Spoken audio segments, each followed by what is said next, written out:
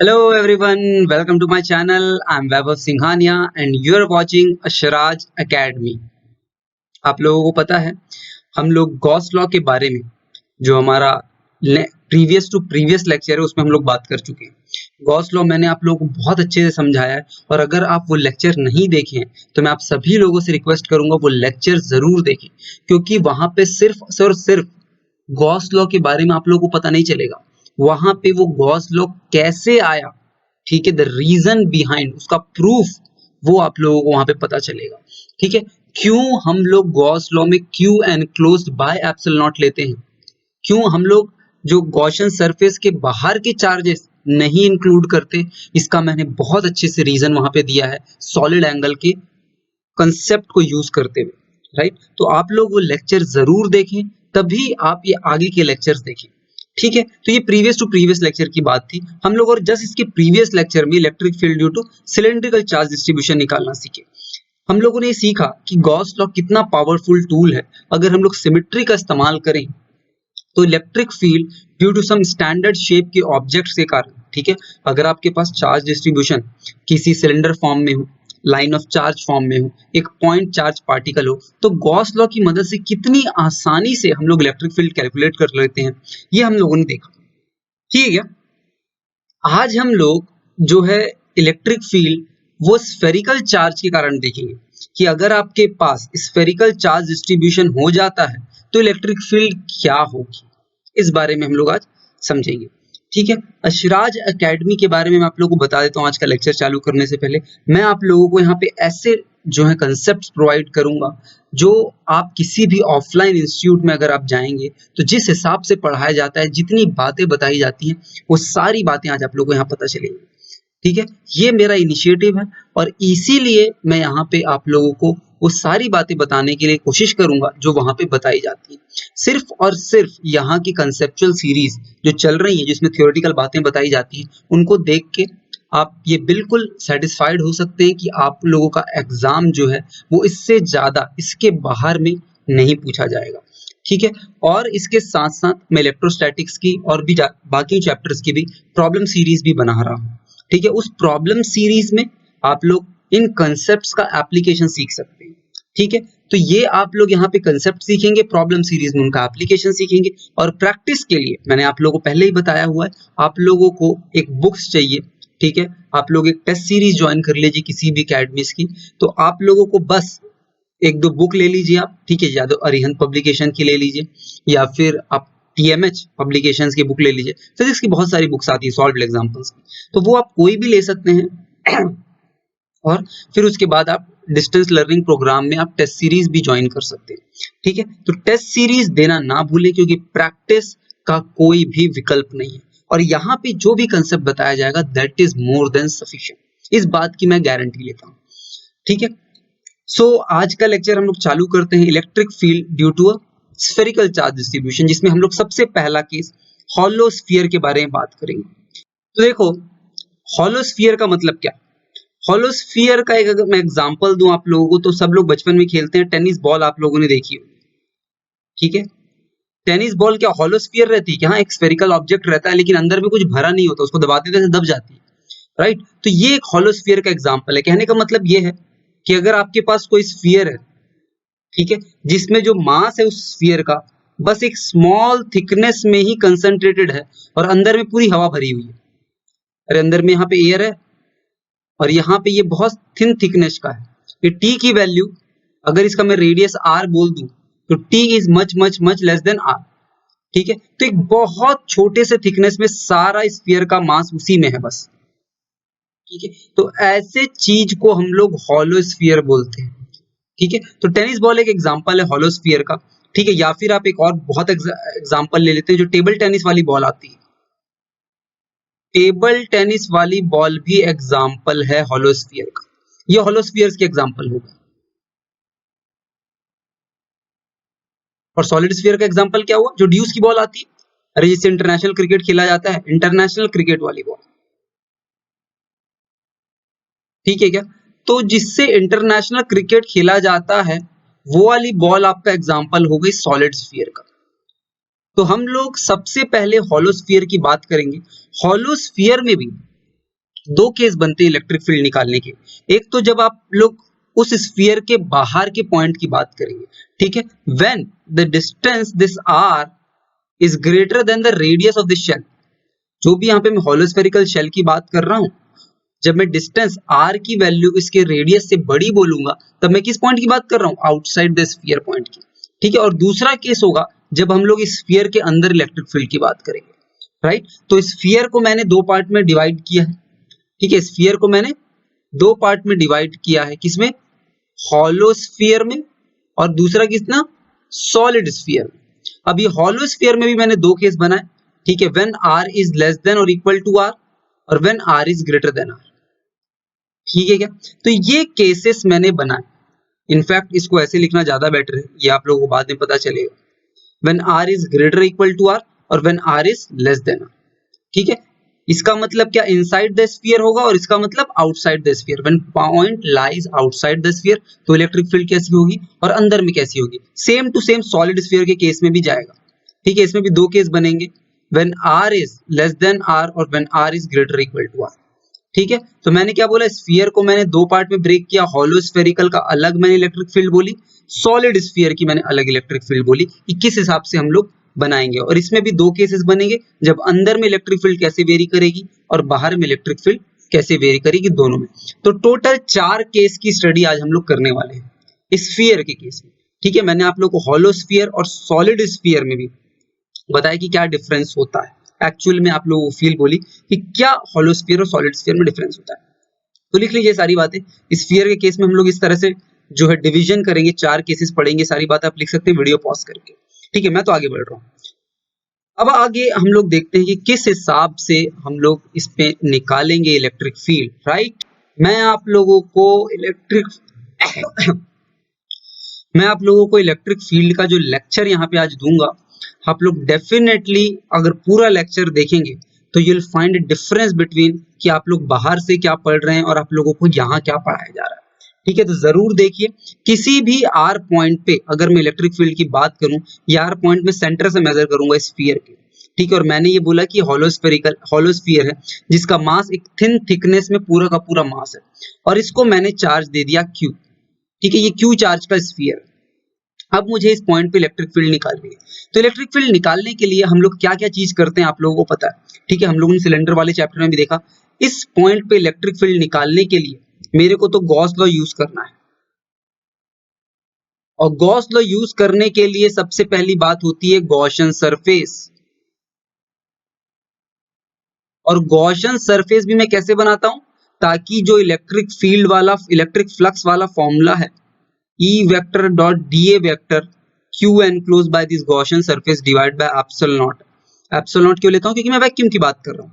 इसमें E dot dA E dA बन जाए, मतलब हम लोग ऐसी गॉसियन सरफेस लेंगे जिसके हर पॉइंट पे इलेक्ट्रिक फील्ड क्या हो, सेम हो, ताकि इस E को मैं कांस्टेंट लेके बाहर निकाल सकूं। प्लस उस सरफेस में क्या होना चाहिए, E dot dA E dA बन जाए, मतलब उस सरफेस का जो एरिया वेक्टर की डायरेक्शन है उसी के अलोंग इलेक्ट्रिक फील्ड होनी चाहिए, राइट। तो हमें यहाँ पे दो बातें समझनी। सबसे पहले तो मैं सिमेट्री का इस्तेमाल करके उस गॉसियन सरफेस पे हर पॉइंट पे इलेक्ट्रिक फील्ड बराबर हो ऐसी गॉसियन सरफेस बनाऊंगा ना, और फिर उस पे देखूंगा कि इलेक्ट्रिक फील्ड की डायरेक्शन उसी डायरेक्शन में होनी चाहिए जिस डायरेक्शन में उसके डीए वेक्टर की डायरेक्शन, मतलब हर पॉइंट पे जो एरिया वेक्टर है उसी डायरेक्शन में इलेक्ट्रिक फील्ड भी पॉइंट आउट करनी चाहिए। तो हम लोग ये समझते हैं, सबसे पहले तो इस आर रेडियस पे क्वालिटेटिव एनालिसिस करते हैं कि इलेक्ट्रिक फील्ड की डायरेक्शन क्यों होगी, कैसी होगी, ठीक है, ताकि उसी हिसाब से फिर मैं गॉसियन सरफेस बना पाऊंगा। क्या, उस इलेक्ट्रिक फील्ड की डायरेक्शन पे ही हर पॉइंट पे जो डायरेक्शन आ रही होगी इलेक्ट्रिक फील्ड की, उसी डायरेक्शन में मैं डीए वेक्टर रखूंगा अपना गॉसियन सरफेस का। तो मुझे इस पॉइंट पे इलेक्ट्रिक फील्ड की डायरेक्शन पता होनी चाहिए, ठीक है क्या। तो इस पॉइंट पे इलेक्ट्रिक फील्ड की डायरेक्शन देखने के लिए इस थिन स्फेरिकल शेल के कारण मेरे को एक सिंपल सी एनालिसिस करनी है कि इस पॉइंट पर डायरेक्शन में कैसे बोलूं। तो देखिए, इस पॉइंट को मैं इसके सेंटर से ज्वाइन कर देता हूं, और आप देखेंगे कि ये स्फीयर जो है वो दो भागों में डिवाइड हो गया अगर मैं इसको ऐसे ज्वाइन करूं। ठीक है, पूरी ज्वाइन कर दिया मैंने सेंटर से और इसको ज्वाइन करके दो सिमेट्रिकल भाग में स्फीयर डिवाइड हो गया क्या, एक ऊपर और एक नीचे। अरे सिमेट्रिकल पार्ट में स्फीयर डिवाइड हो गया। अब मैं इस स्फीयर को बहुत सारे रिंग से बना हुआ बोल सकता हूँ और हर रिंग का सेंटर इस लाइन के में लाई करेगा। हर रिंग का सेंटर जो है वो इस लाइन में लाई करेगा, हर रिंग का सेंटर, क्योंकि स्फीयर जो है वो सिमेट्रिकली डिवाइड हुआ था। तो इस जो है हॉलो स्फीयर से जो बहुत सारी रिंग्स बन रही होंगी, मल्टीपल रिंग्स, देख लीजिए ये रिंग 1 है, ये रिंग 2 है, ये रिंग 3 है, ऐसे इनफाइनाइट रिंग से ये स्फीयर को मैं मिलके बना हुआ बोल सकता हूँ। अरे बोल सकता हूँ। और हर रिंग का जो सेंटर होगा वो इस लाइन में कैरी कर रहा होगा। बस हो गया हम लोगों का काम। हम लोगों को डायरेक्शन पता चल गई इससे। कैसे पता चल गई? देखिए, हम लोगों ने electric field due to ring के बारे में पढ़ा था कि उसकी जो डायरेक्शन इलेक्ट्रिक फील्ड की, it is always along this axis. अरे ऑलवेज अलोंग दिस एक्सिस, हमेशा होगी। चाहे आप इस रिंग के कारण, सपोज मैं रिंग 1 की बात करता हूं, इस रिंग 1 के कारण, this is the first ring, इस रिंग 1 के कारण इस एक्सिस में आप कहीं पे भी चले जाइए, इलेक्ट्रिक फील्ड की direction due to this ring is always along this axis. ये हम लोगों ने electric field due to ring के चैप्टर में पढ़ा है। जो मेरा लेक्चर था electric field due to ring, उसमें मैंने बताया कि electric field will always along this line. ठीक है, इसकी सेंट्रल एक्सिस के अलोंग होगी। और ये सारी रिंग, सारी जो रिंग्स हैं उसके सेंटर्स इसी लाइन में लाई कर रहे हैं, मतलब सब रिंग का ये सेंट्रल एक्सिस है। अरे सारी रिंग का ये सेंट्रल एक्सिस है, मतलब ये जो सारी रिंग्स बनी है, जो सारी रिंग्स बनी है, इन सब के कारण electric field along this line होगी। अरे सबके कारण electric field along this line होगी, मतलब इस पूरे स्फीयर के कारण भी electric field along this line होगी, क्योंकि ये स्फीयर इन रिंग से ही तो मिलके बना हुआ है। अगर हर रिंग के कारण इलेक्ट्रिक फील्ड इस अलोंग दिस लाइन होगी तो पूरे के पूरे स्फीयर के कारण electric field along this line होगी। तो मैं बोल सकता हूं कि electric field will be along this line, either inward और आउटवर्ड, फर्क नहीं पड़ता मुझे। तो इलेक्ट्रिक फील्ड की डायरेक्शन पता चल गई क्या मुझे? ठीक है, it is radially outward, centre से ज्वाइन करते हुए रेडियली आउटवर्ड या इनवर्ड, मतलब रेडियल डायरेक्शन में। तो मैं डीए वेक्टर भी रेडियल डायरेक्शन में बना लूंगा। अरे डीए वेक्टर भी मुझे रेडियल डायरेक्शन में बनाना पड़ेगा। ठीक है, और फिर मुझे पता चला कि हर पॉइंट पे सपोज इस पॉइंट पे मुझे इलेक्ट्रिक फील्ड निकालनी है, इस पॉइंट पे इलेक्ट्रिक फील्ड निकालनी है, तो इस पॉइंट पे भी इलेक्ट्रिक फील्ड इस रेडियली आउटवर्ड होगी या रेडियली इनवर्ड होगी। क्यों? क्योंकि अब मैं जो स्फीयर है उसको इस टाइप से रिंग से मिलता हुआ बना लूंगा। देख लीजिए, फिर से इस पॉइंट को सेंटर से ज्वाइन करूंगा और बोलूंगा देखो ये स्फीयर फिर से सिमेट्रिकली डिवाइड हो गया है, और फिर इस स्फीयर को इस टाइप से रिंग 1, रिंग 2, रिंग 3 इस टाइप की रिंग बना लूंगा, और फिर बोलूंगा कि देखो हर रिंग के कारण इलेक्ट्रिक फील्ड जो है वो आपका इस सेंट्रल एक्सिस में लाई करेगी, इस सेंट्रल एक्सिस में। अरे करेगी लाई, बिल्कुल लाई करेगी।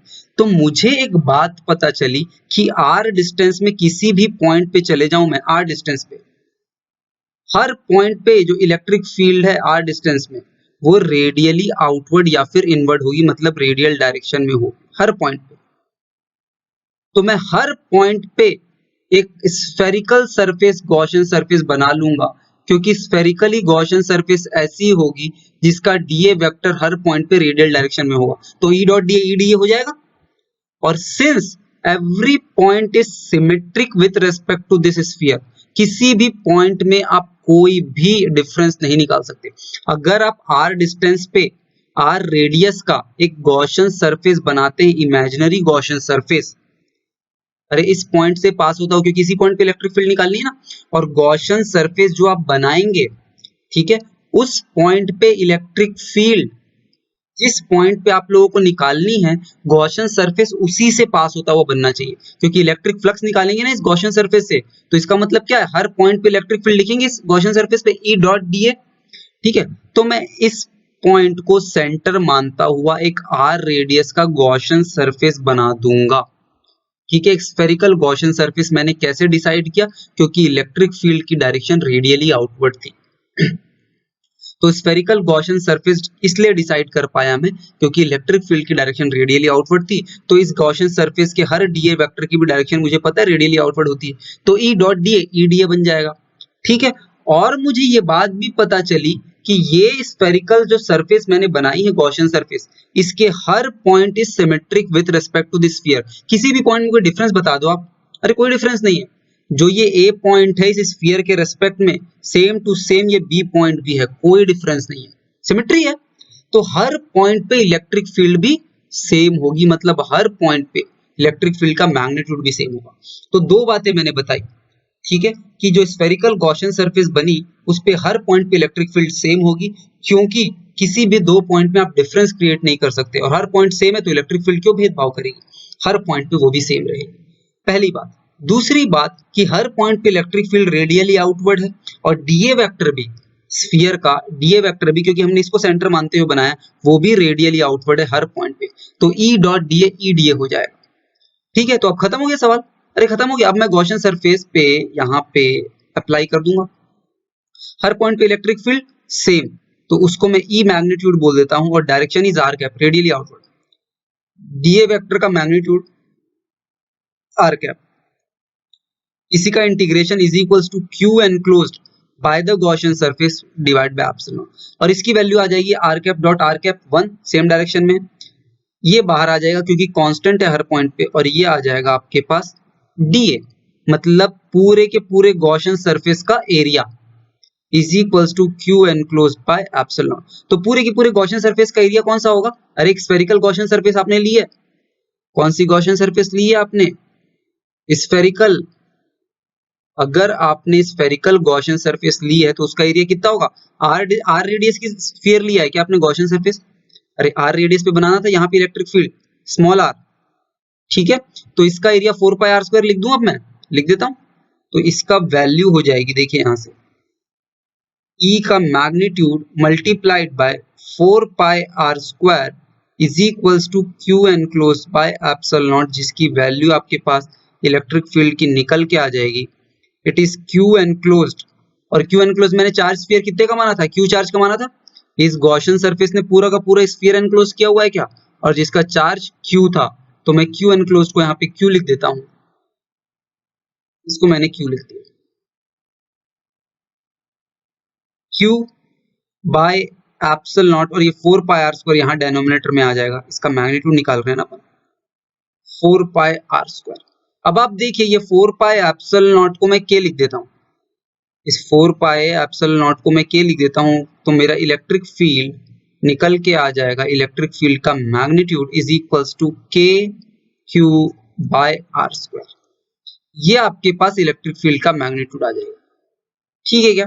ये आर डिस्टेंस कहां से है, सेंटर ऑफ द स्फीयर से ये डिस्टेंस है, तो ये फॉर्मूला तो हम लोगों ने देखा हुआ है, अरे ये फॉर्मूला तो हम लोगों को पता है, that is the electric field due two point charge के कारण होता था क्या, ये डिस्टेंस आर, इसका मतलब ये हुआ जैसे हम लोग सिलेंडर केस में एक लाइन चार्ज उसकी सेंट्रल एक्सिस पे अज्यूम कर लेते थे सेम चार्ज डेंसिटी का, वैसी स्फेरिकल केस में अगर हम लोगों को जब बाहर इलेक्ट्रिक फील्ड निकालनी है, पहला केस मैंने बताया था, जो फर्स्ट केस में लेके चलूंगा वो मैं बाहर लेके चल रहा हूँ, electric field outside this sphere, बाहर वाले केस में पूरा का पूरा क्यू चार्ज सेंटर पे अज्यूम कर लो, अरे पूरा का पूरा क्यू चार्ज आप इस सेंटर पे अज्यूम कर लो, ठीक है। तो इसको मैं यहां से लिख देता हूं कि सपोज मैंने पूरा का पूरा जो क्यू चार्ज है वो इस सेंटर पे अज्यूम कर लिया, और यहां पे इलेक्ट्रिक फील्ड मेरी कितनी आई थी, k Q by r square, तो the electric field which is coming out is similar to the whole charge is assumed at the centre of the sphere, पहला केस में when electric field is we are calculating electric field at a distance small r which is greater or equal to the radius of the sphere, right। तो इस case में बड़ी आसानी से हम लोगों ने निकाल लिया कि इलेक्ट्रिक फील्ड को आप एज्यूम कर लो कि एज द सेम चार्ज, ठीक है, इस स्फीयर का जो सेम चार्ज है वो उसके सेंटर पे रखा हुआ है, और हर पॉइंट पे इलेक्ट्रिक फील्ड निकाल लो, ठीक है, किसी भी डिस्टेंस पे आपको निकालना है, इस पॉइंट पे निकालना है तो के क्यू बाय आर स्क्वायर, ये लेंथ हो जाएगी यार, राइट। तो ये निकालना बहुत आसान है हॉलो स्फीयर के केस में, पहला केस, ठीक है, हॉलो स्फीयर का जो है वो पहला केस मैंने देखा कि जब आर की वैल्यू जिस पॉइंट पे निकाल रहे हैं it is lying outside the sphere, easy. तो इस बात को आप लोग यहां से याद रख लेंगे, आज के बाद से हम लोग सीधा यूज करेंगे electric field due to a sphere, ठीक है, hollow sphere is same as the electric field of a point charge which is assumed at the center of the sphere of same charge of as that of sphere। ठीक है, पूरे के पूरे sphere का charge हम लोग centre पे assume कर लेंगे।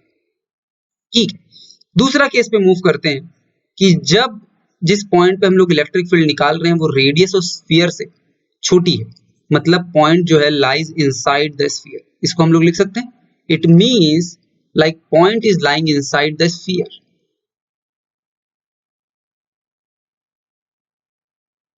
कहाँ लाई कर रहा है? अंदर में, इनसाइड द स्फीयर। ठीक है क्या? तो इस पॉइंट को देखते हैं हम लोग कैसे निकालेंगे। देखिए, सेम टू सेम डायग्राम मैंने यहाँ पे बनाया। अगर करते हैं सपोज कि पॉइंट यहाँ कहीं पे लाई करता है स्फीयर के इस आर डिस्टेंस पे सेंटर से, ठीक है, तो फिर मैं बोलूंगा इस पॉइंट को इस सेंटर से ज्वाइन कर दो, और जो लाइन बनेगी वो यही लाइन बनेगी जो यहाँ पे शो हो रही है आप लोगों को। ये फिर से इस सेंटर को डिवाइड, इस स्फीयर को डिवाइड कर देगी सिमेट्रिकली। फिर इस स्फीयर को मल्टीपल रिंग से बनता हुआ एज्यूम कर लो, और हर रिंग का जो सेंटर है वो इस एक्सिस पे लाई करेगा। हर रिंग का सेंटर मतलब हर रिंग के कारण इलेक्ट्रिक फील्ड इसी एक्सिस के अलोंग होगी, इसी एक्सिस के अलोंग, मतलब पूरे के पूरे स्फीयर के कारण इलेक्ट्रिक फील्ड इसी एक्सिस के अलोंग होगी। मतलब फिर से मुझे पता चल गया, अंदर में भी कोई भी चार्ज में लूं, चाहे यहाँ पे ले लूं, ठीक है, फिर से इसको इस पॉइंट सेंटर से ज्वाइन करूंगा और ये बोलूंगा कि देखो ये लाइन जो है स्फीयर को सिमेट्रिकली डिवाइड कर दी, और फिर से मैं स्फीयर को इस टाइप की रिंग बना दूंगा मैं, जो ये रिंग बनी आप लोगों, बस डायरेक्शन चेंज कर दिया क्या रिंग की, फिर एज्यूम कर सकता हूँ। तो फिर बोलूंगा कि हर पॉइंट पे जो इलेक्ट्रिक फील्ड है वो इस एक्सिस पे ही लाई करेगी। ठीक है, तो मतलब रेडियली जो है इलेक्ट्रिक फील्ड लाई कर रही है। तो अगर रेडियल लाई कर रही है तो मेरे को गॉसियन सरफेस भी ऐसे बनाना चाहिए जिसका डीए वेक्टर क्या हो, रेडियल हो। डीए वेक्टर क्या हो, रेडियल हो। ठीक है, तो मैं एक स्फेरिकल गॉसियन सरफेस बना दूंगा इस पॉइंट को सेंटर मानता हुआ आर रेडियस का। ये मैंने बना दिया स्फेरिकल गॉसियन सरफेस। ठीक है, ये क्या बना दिया, गॉसियन सरफेस। इमेजिनरी सरफेस होती है, या ध्यान रखिएगा। ठीक है, तो अब मुझे पता है ई डॉट डी ए हो जाएगा, क्योंकि डीए वेक्टर भी रेडियली आउटवर्ड और इलेक्ट्रिक फील्ड भी radially outward. Since every point in this Gaussian surface, चाहे इस पॉइंट की बात करो, चाहे इस पॉइंट की बात करो, चाहे इस पॉइंट की बात करो, ठीक है, it is symmetric with respect to this sphere. अरे किसी भी पॉइंट पे आप भेद करके बता दीजिए कि ए बी सी पॉइंट में क्या डिफरेंस है, मैं मान जाऊंगा आप लोगों को। अरे नहीं बता सकते, अरे कोई नहीं बता सकता आगे, अरे आइंस्टाइन भी नहीं बता सकता कि ए बी और सी में क्या डिफरेंस है। ठीक है, तो हर पॉइंट जो है वो सेम है। कहने का मतलब ये हो गया कि electric field at every point, चाहे वो ए बोल दो, चाहे वो बी बोल दो, चाहे वो सी बोल दो, हर पॉइंट पे इलेक्ट्रिक फील्ड सेम होगी। खत्म हो गई बात, अरे खत्म हो गई। हर पॉइंट पे इलेक्ट्रिक फील्ड सेम होगी, तो मैं इलेक्ट्रिक फ्लक्स वाला जो फॉर्मूला है E dot d A is equals to Q enclose by epsilon not. ठीक है, हम लोग अभी तक हॉलो स्फीयर में ही डील कर रहे हैं क्या, किसमें डील कर रहे हैं, हॉलो स्फीयर का ये सेकंड केस है। सॉलिड स्फीयर में नहीं गए हम लोग, हॉलो स्फीयर पे ही डील कर रहे हैं और उसका ये सेकंड केस है। देखिए, अब मैं इस पॉइंट पे बोलता हूं कि पूरा का पूरा चार्ज यहाँ पे थिन थिकनेस पे था क्या, पूरा का पूरा चार्ज इस स्फीयर के इस सरफेस के थिन थिकनेस में था क्या, पूरा का पूरा चार्ज। मतलब ये जो मैंने गॉसियन सरफेस यहाँ पे बनाई है, ये वाली गॉसियन सरफेस, इसके अंदर तो कोई भी चार्ज एनक्लोज नहीं होगा। अरे कोई भी चार्ज एनक्लोज नहीं होगा इस गॉसियन सरफेस के अंदर, क्योंकि सारा क्यू चार्ज यहाँ पे है क्या। अगर सारा क्यू चार्ज यहाँ पे है मतलब इस सरफेस के अंदर कोई भी चार्ज नहीं, मतलब इसकी वैल्यू जीरो होगी क्या, अरे होगी, बिल्कुल होगी, क्योंकि क्यू एनक्लोज जीरो है क्या, ये टर्म जीरो हो गई। मतलब electric field dot dA vector is equals to zero. बहुत जगह आप लोगों को सिर्फ ये टर्म जीरो बोल के ना बोल देते हैं, देखो इलेक्ट्रिक फील्ड भी जीरो होगी क्योंकि ये टर्म जीरो है। अरे नहीं होगी electric field, electric field zero अभी नहीं बोल सकते हम लोग को प्रूफ करना पड़ेगा कि इलेक्ट्रिक फील्ड इस गॉसियन सरफेस पे हर पॉइंट पे जीरो है। ये कहाँ की इलेक्ट्रिक फील्ड है, अरे इस गॉसियन सरफेस की इलेक्ट्रिक फील्ड है जहां पे हम लोग ई डॉट डी ए कर रहे हैं। ठीक है, तो अभी नहीं बोल सकते कि इस हर पॉइंट पे इलेक्ट्रिक फील्ड जीरो होगी, ये टर्म तो हमारे पास जीरो आ गई। ठीक है क्या, अब आप देखिए ये क्यों नहीं बोल सकते ऐसा कि हर पॉइंट पे इलेक्ट्रिक फील्ड जीरो होगी? देखिए मैं आप लोगों को बताता हूँ। सपोज ऐसी कोई गॉसियन सरफेस है, ये क्यू चार्ज है जिसके बाहर रखा हुआ है।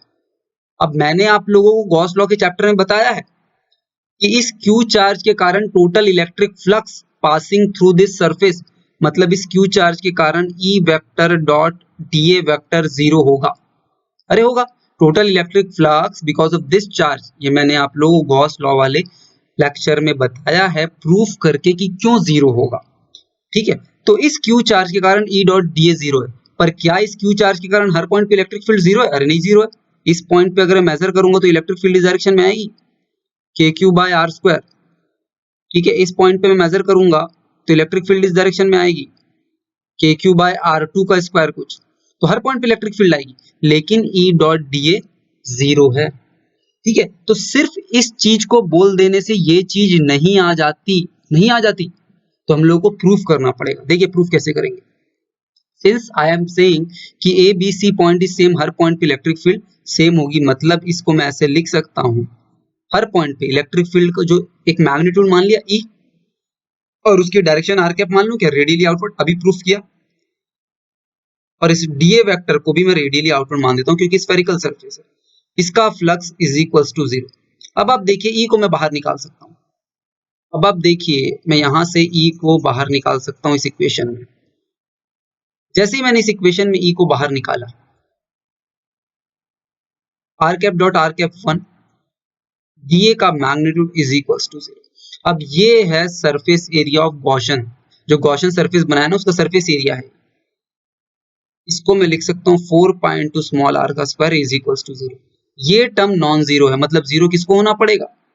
अरे दो का प्रोडक्ट जीरो है, एक टर्म नॉन जीरो है, दूसरा ही टर्म क्या होगी? जीरो होगी।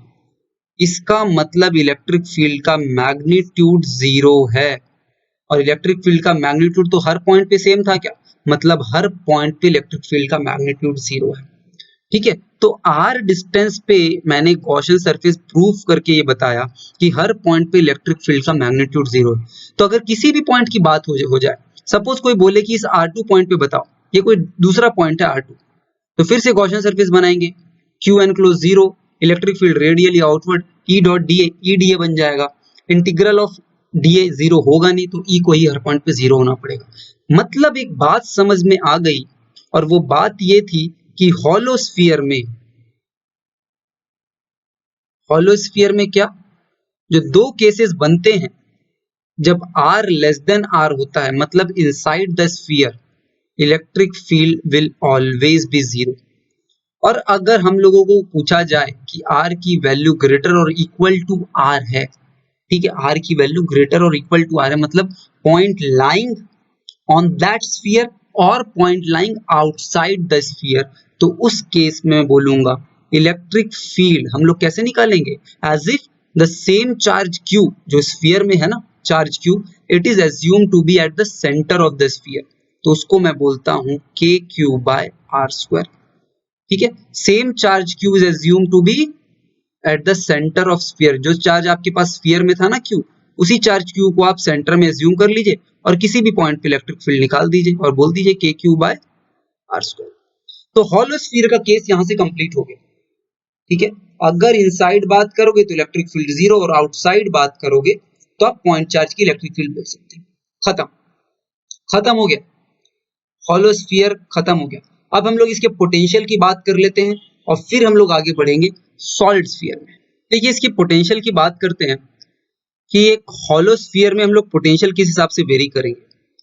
ठीक है, तो मैंने क्या बोला, इलेक्ट्रिक फील्ड जो है आपके पास स्फीयर में वो सेम टू सेम है as if a point charge is placed at the centre of sphere.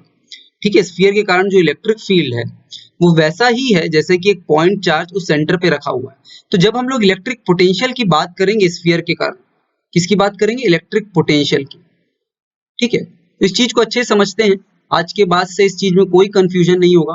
ठीक है, आप लोग इसको देखेंगे तो मजा आएगा। देखिए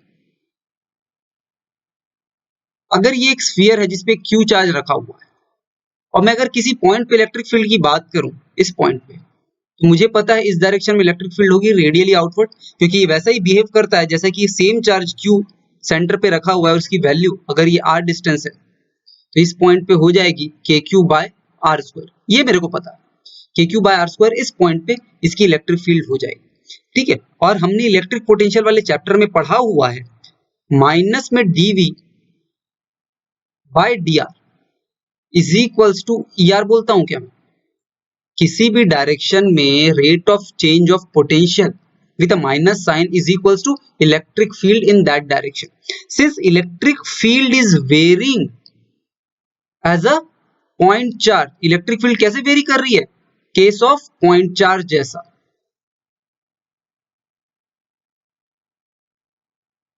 ठीक है, पॉइंट चार्ज जो सेंटर पे रखा हुआ है उसके जैसे ही इलेक्ट्रिक फील्ड वेरी कर रही है, मतलब पोटेंशियल भी वैसे ही वेरी करेगा क्या? Minus dV is equals to ER dr का इंटीग्रल, अरे यही वेरी करेगा। तो मैं डेल्टा V इसका इंटीग्रल के साथ डेल्टा V बोल सकता हूं इसको, delta V is equals to किसी भी पॉइंट पे,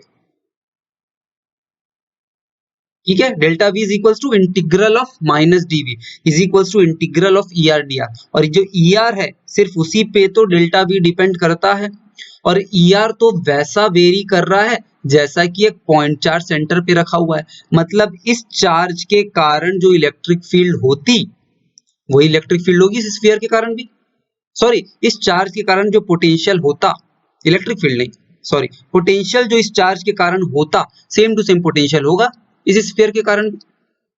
समझ में आ रही है बात?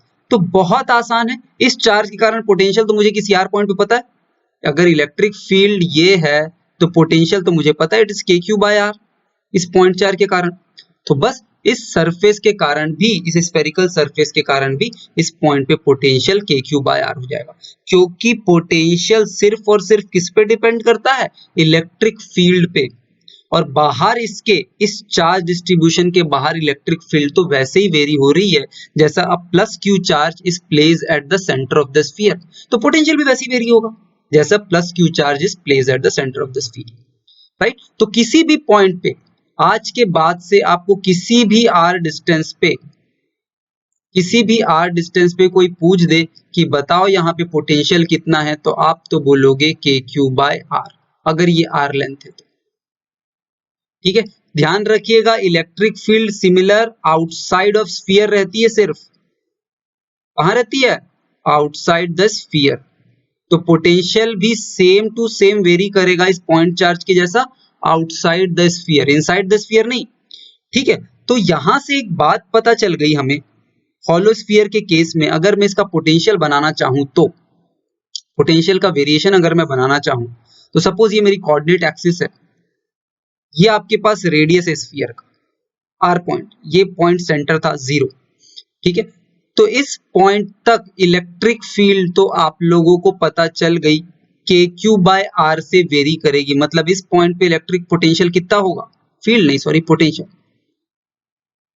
इलेक्ट्रिक फील्ड इतना ज्यादा कर चुके हैं हम लोग कि हर बार इलेक्ट्रिक फील्ड ही निकलता है, लेकिन अभी हम लोग पोटेंशियल की बात कर रहे हैं, ठीक है। तो इस पॉइंट पे potential KQ by capital R होगा और ये डिक्रीज होता हुआ इनफाइनाइट पे 0 हो जाएगा। हम लोगों ने पढ़ा हुआ है कि इनफाइनाइट पे पोटेंशियल क्या हो जाता है? 0 हो जाता है, ठीक है। तो बस आगे चल के ये 0 पे पहुंच जाएगा। तो इस पॉइंट पे पोटेंशियल KQ बाय R होगा। अब अंदर क्या होगा? हम लोगों ने तो बाहर का पढ़ लिया, अंदर देखिए बहुत आसान है समझना। अंदर इलेक्ट्रिक फील्ड 0 क्या? हर पॉइंट पे, एवरी पॉइंट पे इलेक्ट्रिक फील्ड 0, और यहाँ पे पोटेंशियल कितना? KQ by R। अरे यहाँ पे पोटेंशियल कितना? KQ बाय R, हर पॉइंट पे KQ बाय R होगा ना। अरे देख लीजिए इस पॉइंट चार्ज के कारण यहाँ भी KQ बाय R होगा, तो इस सरफेस पे हर पॉइंट पे KQ बाय R पोटेंशियल होगा, मतलब ये इक्वी पोटेंशियल सरफेस होती है क्या? और होनी भी चाहिए थी इक्वी पोटेंशियल सरफेस। क्यों होनी चाहिए थी? क्योंकि इलेक्ट्रिक फील्ड रेडियली आउटवर्ड होती है क्या? Since electric field is radially outward, मतलब इस पॉइंट के हर पॉइंट पे इलेक्ट्रिक फील्ड परपेंडिकुलर है हर पॉइंट पे, और इस सरफेस के अगर परपेंडिकुलर है इलेक्ट्रिक फील्ड हर पॉइंट पे, इसका मतलब अलोंग कंपोनेंट नहीं इलेक्ट्रिक फील्ड का, मतलब ये सरफेस इक्विपोटेंशियल सरफेस होगी क्या?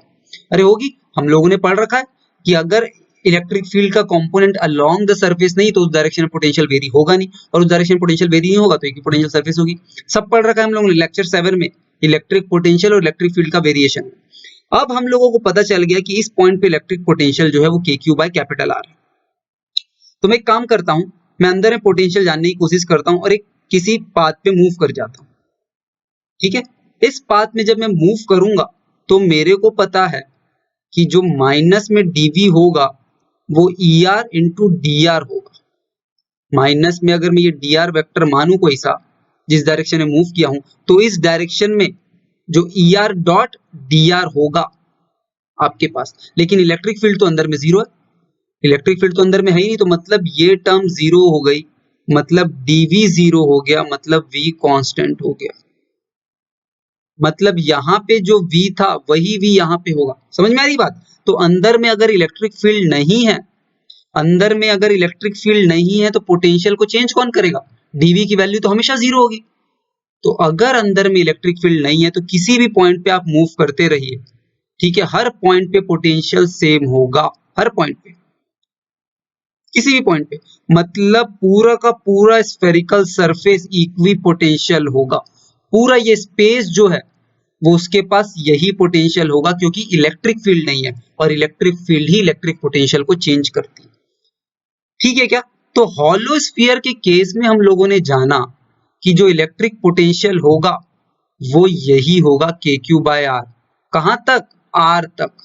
और उसके बाद जो पोटेंशियल वेरी करेगा वो पोटेंशियल कुछ इस तरह से वेरी करेगा, जैसा कि एक पॉइंट चार्ज के केस में करता था। ठीक है, इस हिसाब से पोटेंशियल जो है वो रिड्यूस होता चला जाएगा, इस हिसाब से। और अंदर के पूरे स्फेरिकल सरफेस में जो पोटेंशियल है वो सेम रहेगा और उसकी वैल्यू होगी KQ बाय R, पूरे के पूरे, क्योंकि यहाँ पे इलेक्ट्रिक फील्ड जीरो थी, इसीलिए पोटेंशियल जो है वो क्या रहेगा? सेम रहेगा। और सिंस यहाँ पे इलेक्ट्रिक फील्ड का वेरिएशन एक पॉइंट चार्ज जैसा था, तो यहाँ पे पोटेंशियल रिड्यूस होता जाएगा। ठीक है, खड़ाक से एक क्वेश्चन कर लेते हैं, फिर हम लोग सॉलिड स्फीयर की ओर मूव करेंगे ताकि आप लोगों को समझ में आ जाए। ठीक है, देखिए एक स्फेरिकल, ठीक है, एक स्फीयर है, स्फेरिकल चार्ज डिस्ट्रीब्यूशन है जिसके पास 3 माइक्रो कूलम का चार्ज है। ठीक है, और इसका जो रेडियस है वो आपको 2 मीटर गिवन है। एक स्फेरिकल चार्ज सरफेस है जिसके पास टोटल चार्ज कितना है? 3 माइक्रो कूलम का। और बोल रहा है कि बताइए कि यहाँ पे एक चार्ज रखा हुआ है जिसका मैग्नीट्यूड है 9 माइक्रो कूलम, और वो किस डिस्टेंस पे रखा हुआ है? यहाँ से इस डिस्टेंस पे, इसके सेंटर से जो दूरी है वो आप लोगों को दे रखी है 10 मीटर। ठीक है, रेडियस ऑफ स्फीयर मैंने क्या बताया? अरे रेडियस ऑफ स्फीयर मैंने क्या बताया? It is 2 metre. अब पूछ रहा है कि इस 9 माइक्रो कूलम पे चार्ज पे आप लोगों को फोर्स निकालना है, इलेक्ट्रोस्टैटिक फोर्स कितना है और उसकी डायरेक्शन भी बता दो। ठीक है, तो मैंने तो पढ़ रखा है कि इस पूरे के पूरे चार्ज सरफेस के कारण मैं ऐसा एज्यूम कर लूंगा ये पूरा का पूरा चार्ज कहाँ पे है? सेंटर पे। तो 3 माइक्रो कूलम को मैं सेंटर पे मान लूंगा, और इस पॉइंट चार्ज के कारण तो मेरे को इलेक्ट्रिक फील्ड पता है किसी r डिस्टेंस पे कितनी होगी इलेक्ट्रिक फील्ड। मैं बोल दूंगा इट इज k, q की वैल्यू 3 माइक्रो कूलम डालूंगा divided by r square. r की वैल्यू 10 है, मतलब 100। ठीक है, 10 का स्क्वायर कर दूंगा, तो इसको अगर मैं ऐसा यूनिट पे रखूं तो it is k multiplied by 3 into 10 to power of -6 coulomb divide by 100। ठीक है, तो इसकी वैल्यू हो जाएगी k into 3 into 10 to power of -8। ठीक है, तो ये आपके पास जो इलेक्ट्रिक फील्ड आ जाएगी न्यूटन पर कूलम इस पॉइंट। और इस पॉइंट पे फिर फोर्स निकालने के लिए तो मेरे को पता है, मैं Q इंटू E कर दूंगा। Q क्या होगा? जो चार्ज यहाँ पे प्लेस्ड है। ठीक है, जितना भी मैग्नीट्यूड का चार्ज है जो यहाँ पे रखा हुआ है उसकी वैल्यू डाल दूंगा 9 into 10 to power of -6 multiplied by, ये मैं डाल दूंगा इलेक्ट्रिक फील्ड की वैल्यू। ठीक है, k into 3 into 10 to power of -8 newton में आंसर आ जाएगा। अब आप देखिए मैं k को ओपन कर दूं क्या? k मेरे को पता है 9 into 10 to power of -6 multiplied by 9 into 10 to power of 9 SI unit में 3 into 10 to power of -8 newton. ये आपके पास फोर्स आ जाएगा। ठीक है, तो ये कितना हो जाएगा? 9 9 81, 81 इंटू 3 243, 243 ये जाएगा और यहां से ये कट जाएगा, तीनों चीज में काट देता हूं। ठीक है, ये 10 टू पावर ऑफ -14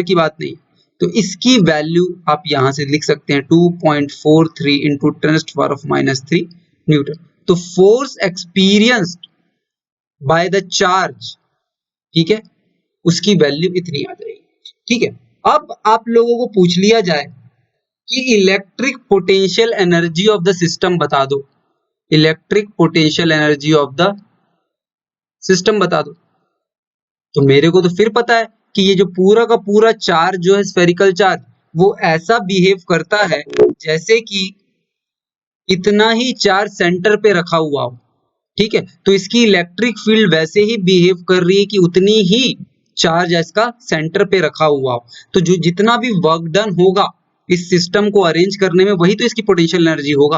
तो बस जो 2 पॉइंट चार्ज सिस्टम की जो हम लोग पोटेंशियल एनर्जी निकाल लेते थे 2 पार्टिकल सिस्टम की, उसी पोटेंशियल एनर्जी को मैं यूज कर लूंगा क्योंकि ये चार्ज बाहर रखा हुआ है। तो बस खत्म हो गया सवाल। तो यू ऑफ सिस्टम अगर मुझे निकालना है तो मैं पॉइंट चार्ज वाला ही केस ले लूंगा और उसको बोलूंगा के Q1 Q2 बाय आर, और के की वैल्यू मेरे को पता है, इट इज 9 इंटू 10⁻⁹। Q1 इसको Q1 ले लो, 9 इंटू 10⁻⁻⁶। Q2 कौन सा लोगे आप, ये चार्ज जो स्फीयर का चार्ज है, ये 3 माइक्रो कूलम, तो इसको आप लिख लीजिए 3 इंटू 10⁻⁻⁶, और इनके बीच की दूरी कितनी है, 10 मीटर। तो ये आपके पास एनर्जी आ जाएगी, इसको फाइनली आप निकाल लीजिए 10⁻⁻12, 10⁻⁹, तो ये 10⁻⁻³ चला जाएगा।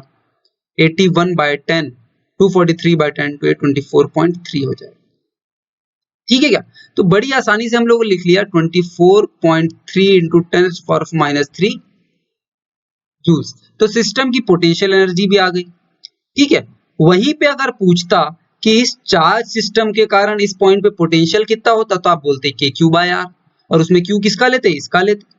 समझ में आ रही बात? तो बहुत आसान है हम लोगों को इस टाइप का क्वेश्चन को सॉल्व करना। बस हम लोग तो पूरा का पूरा केस क्या मान लेंगे कि ये पूरा charge as if it is placed at the centre of the sphere, right. अब आप एक बात बताइए कि यहाँ पे अगर मैं पूछ दूं इस स्फीयर के कारण और इस चार्ज पार्टिकल के कारण इस पॉइंट पे, ठीक है, एक और क्वेश्चन लिखने से इसका थर्ड पार्ट लिखिए, ये सेकंड पार्ट हो गया, इसका थर्ड पार्ट ये लिखता हूं मैं कि इस पॉइंट पे suppose this is a point A बोल देते हैं, इस पॉइंट पे पोटेंशियल कितना होगा, और इसकी जो सेंटर से दूरी मैं बोल देता हूं, इसकी जो सेंटर से यहां से दूरी है, ठीक है, इस ए पॉइंट का आपको पोटेंशियल निकालना है। 2 मीटर का रेडियस था तो 1 मीटर मान लेता हूं। ठीक है, find the potential of point A, जो भी आपको सिस्टम दे रखा है उसमें क्वेश्चन लिखिए इसी का कि VA कितना होगा। VA निकाल सकते हैं क्या आप?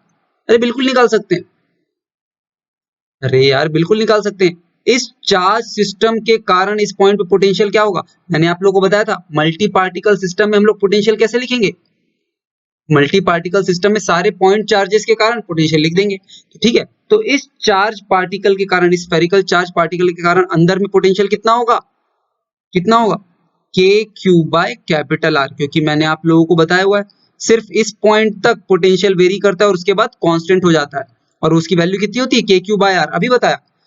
ठीक है, तो स्फेरिकल चार्ज के कारण इस ए पॉइंट पे पोटेंशियल होगा KQ/R, और ये Q की वैल्यू आप 3 माइक्रो कूलम डालेंगे, plus potential at A calculate कर रहा हूं मैं, इस 9 माइक्रो कूलम के कारण पोटेंशियल लिख दीजिए, उसकी वैल्यू आप लिखोगे K into 9 into 10⁻⁻⁶ divide by R, कितना होगा, ये दूरी होगी R, ये पूरी दूरी 10 मीटर थी और ये दूरी 1 मीटर थी, तो इसको मैं 9 मीटर लिख दूंगा।